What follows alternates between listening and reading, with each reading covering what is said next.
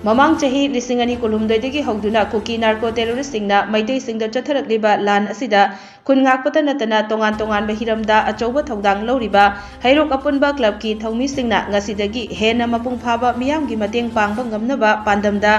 Periphery Protection Force PPF haina maming thonkhre ngasi Heirok litan wangmada pangthokhiba paumisingsga unaba amada Heirok apunba club ki convener Thongnaujam Rosan haikibada khun ngakpa amadi miyamgi mateng pangbada khudong chanaba ngasidagi maming tholiba Periphery Protection Force PPF asigi thabak thauram khudingmak Heirok apunba club ki mideng makhada pangthokani haiki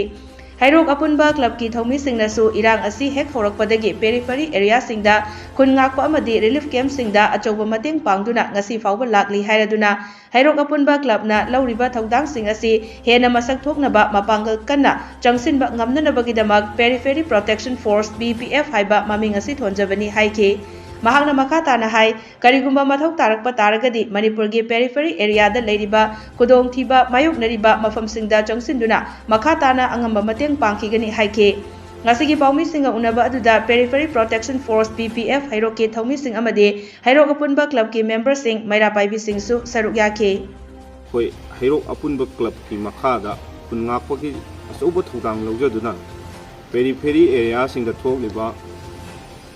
Nomai kapagi thongdoksing lanjenabagi thongdoksingda mateng pangnanabagi asoba thongdang hek hoba megi tang ahumdagi hauduna sigum laibaki irang asida thokibasida Heirok apunba club tagi saitagi su Heirok apunba club ki thaumising thoktuna adugumba asoba thongdang akoi lawjaduna laksabani relief camp da mateng pangbadagi hauraga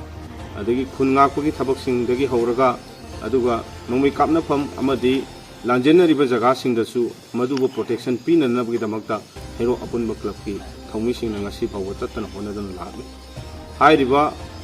Heirok apunba club ki thaumisingna lawjareiba asigulba chaurba thaudang singse masibu hena masak thoknanabagi amadi makha tarakpada hena mapangan kanna changchanba ngamnanabagi amadi thokiba irang sibu solution purakpada akoina hena mai pakna thongdang kaya ama lokhatpa ngamnanabagi pandamda hek megi tang ahumdagi hauduna asigumnaba thokiba irang sida asoba thodang loraiba Heirok apunba club ki thaumisinggi oiba akoina mapangan kankhananabagi ngasigi conference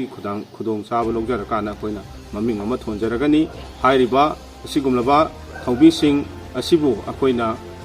ngasidagidi akoi Periphery Protection Force haina Heirok apunba ki club ki makhada adugumnaba mateng pangbu saliba khungakpagi thabak thoram paikhaliba amadi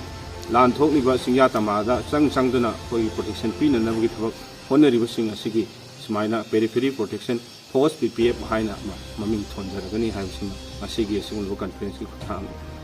khudong chaba logjaraga mayang famda lathokjari karigumba mathau tarakpa taragadi akoi Manipur ki mafam khudingmakta periphery de leiriba khudong thiba mayoknariba jaga khudimmakta akoi changsalaga angamba mateng pangjagani haibsing Periphery Protection Force na hanadai so akoi masigi thabaksi tawjana lakpani aduba Heirok apunba club ki thaumising na pangan kankhalannabai damakta akoina nauna ming asi thonjabani